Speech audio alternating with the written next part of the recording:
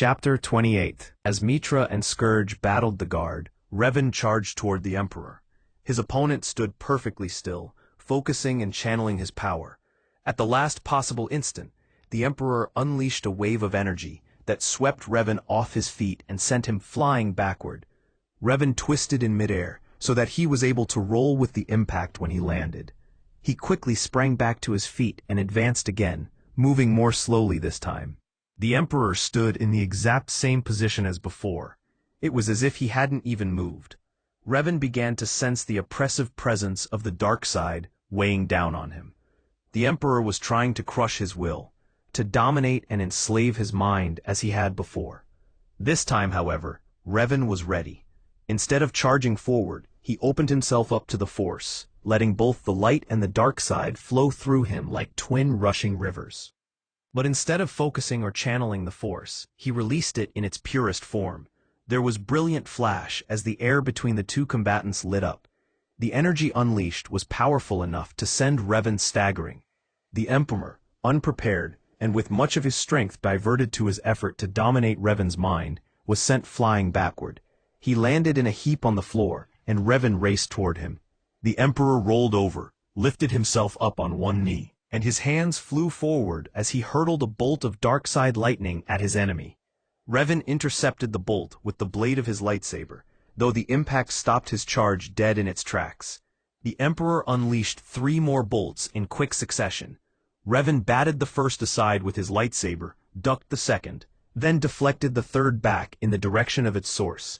It struck the Emperor in the chest, sending him sliding several meters back on the floor. For the first time, the Sith's emotionless veneer cracked, as he let out a primal hiss of hate. The sound sent shivers down Revan's spine. The Emperor rose to his feet, his robe smoking and singed where the lighting had struck him. His black eyes flashed red and he raised both hands high above his head. Revan knew he was gathering his power to unleash a swirling storm of pure dark side energy, just as Nerys had done. The Jedi quickly calculated his options. Realizing he couldn't close the gap between them quickly enough to stop the assault, he gathered his own energy and spread his hands before him, ready to catch and absorb the Emperor's attack. A dozen bolts of purple lightning arced from the Emperor toward him. Revan tried to draw them in and contain them, but the Emperor was infinitely more powerful than Darth Nerys had ever been. Revan's body was engulfed in agony as the electricity coursed through his body. His skin began to boil and blister, the flesh of his face melting and sticking to the superheated metal of his mask, as the Emperor poured more and more power into him. Through the haze of indescribable pain, he saw T3M4 rushing in to help him. The droid let loose with his flamethrower, bathing the Emperor in fire. At the last instant, the Emperor cocooned himself in the Force to save himself from being incinerated, breaking his focus on Revan. The Jedi collapsed to the ground, burned but still alive, the hilt of his extinguished lightsaber lying on the floor, less than a meter beyond his grasp. Almost too weak to move, Revan managed to raise his head just in time to see the Emperor turn on the brave little astromech. A tremor rippled through the air as the Emperor unleashed the full power of the Force against the defenseless droid. T3 never stood a chance. The little droid exploded into 1,000,000 pieces, internal circuits and external casing obliterated in a single instant. "No!" Revan screamed from the ground, as bits of his friend rained down on him in the form of unrecognizable shrapnel. He tried to rise, but his injured body refused to respond. Instinctively, he called on the Force to give him strength and heal his wounds. The Emperor was... Once he reached Revan's side, he calmly bent down and picked up the Jedi's fallen weapon, igniting the blade.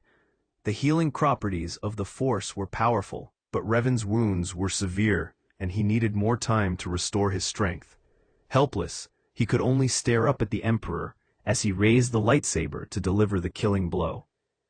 Even as she called to Scourge to help, Mitra was already sprinting toward the far end of the throne room. Scourge hesitated before joining her, taking a moment to survey the situation. Memories of his vision of their failure still fresh in his mind. What he saw was not good. Revan was being electrocuted, his body spasming uncontrollably as the Emperor blasted him with dark purple lightning. Revan's astromech launched a jet of flame at the Emperor, freeing Revan, who collapsed to the ground. In retaliation, the Emperor disintegrated the offending droid, strode over to where Revan lay, and picked the vanquished Jedi's lightsaber up off the floor. It all happened in the space of only a few seconds. Mitra was moving fast, but she was too far away to stop the Emperor from eviscerating the prone Jedi at his feet. In desperation, she hurled her lightsaber with a wild sidearm throw, guiding it with the Force so that it spiraled end over end to intercept the descending blade, knocking it from the Emperor's grasp and sending it skittering across the floor. Suddenly empty-handed, the Emperor took a quick step back. His attention had been focused solely on Revan. Mitra's trick had caught him by surprise. Scourge realized that if she had aimed at the Emperor instead of the blade, she could have ended his life even as he ended Revan's. But her instincts to save her friend overrode her desire to kill her enemy, and Scourge could only lament the lost opportunity. Mitra was still rushing forward, using the Force to return her lightsaber to her waiting hand. Sensing hesitation and uncertainty in the Emperor as he tried to evaluate the strength and weaknesses of his new foe, Scourge rushed forward to join Mitra and Revan. Mitra had placed herself between the Emperor and Revan, valiantly protecting her wounded friend. As Scourge reached them, Revan managed to stand up again. He reached out with an open palm, and his lightsaber sprang from the floor and into his waiting grasp. The three of them stood side by side, 2 Jedi and a Sith Lord against the Emperor. "I expected better from you, Lord Scourge," the Emperor said. Scourge wondered if he was stalling for time so his guard could break through the sealed door. There wasn't much chance of that, however. By the time they broke into the throne room, the battle would already be decided.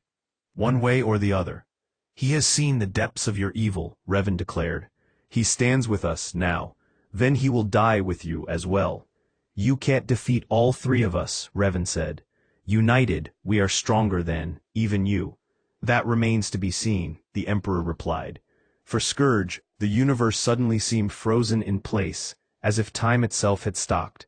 He realized he was at a crux in history. Fate and destiny would be forever altered in the next few moments. The Force washed over him in a wave, and a million possible futures flickered through his mind simultaneously. In some, the Emperor was no more. In others, he had transformed the entire galaxy into an empty wasteland. He saw both Revan's triumph and defeat in the throne room. He saw variations of his own life and death, played out over and over in every conceivable way, shape and form.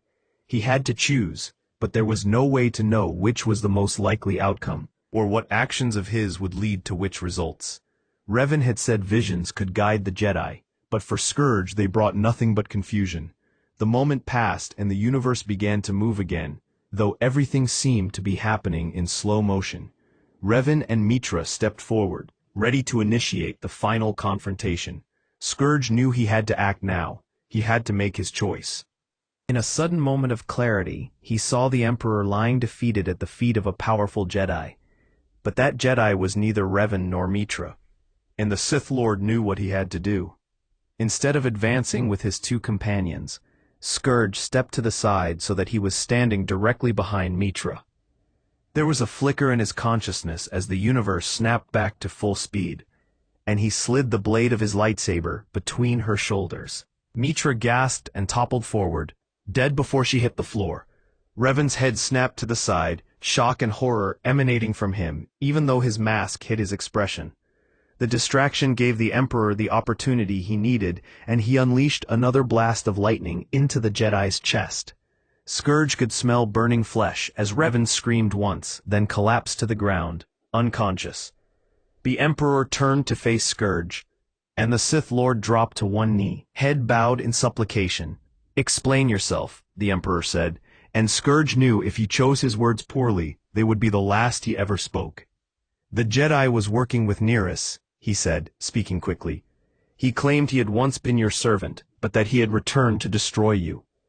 I knew I was not strong enough to defeat him myself, so I lured him here to face you. Why didn't you mention this when you told me about Neris's betrayal?" "I didn't know." Scourge lied. "I only found out after the guard raised her stronghold. The Jedi sought me out. They knew I worked for Neris. They never suspected that I was the one who had betrayed her." So you led them to me. I knew they could never defeat you, Scourge said. So I played along, waiting for my chance to turn on them and prove my loyalty to you once more. If this is true, the Emperor said, then you must finish it. Scourge nodded and rose to his feet. He walked over to Revan, bent down, and ripped off his helmet. The Jedi's face was badly burned, the outline of his mask indelibly seared into his cheeks and forehead. He was still unconscious, his body in shock from his wounds. Without medical attention, he would die soon anyway. The Sith Lord raised his lightsaber to deliver the coup de grace. He brought his arm down, but it suddenly stopped as if an invisible and impossibly strong hand had seized his wrist. He glanced back at the Emperor in surprise. Put away your blade. You have passed the test, the Emperor said. But Revan can still be of use to me. Despite his curiosity, Scourge knew better than to ask how. He couldn't risk anything that might make it appear he was concerned about the Jedi's fate. To sell his lie, he had to make it seem as if everything he had done had been for the most obvious and selfish of reasons. Twice I have stopped those who sought to defeat you, he said, extinguishing his blade and bowing before the Emperor. I trust you will remember this when you select the members of the new Dark Council. The Emperor smiled, and Scourge's entire body went cold. I promise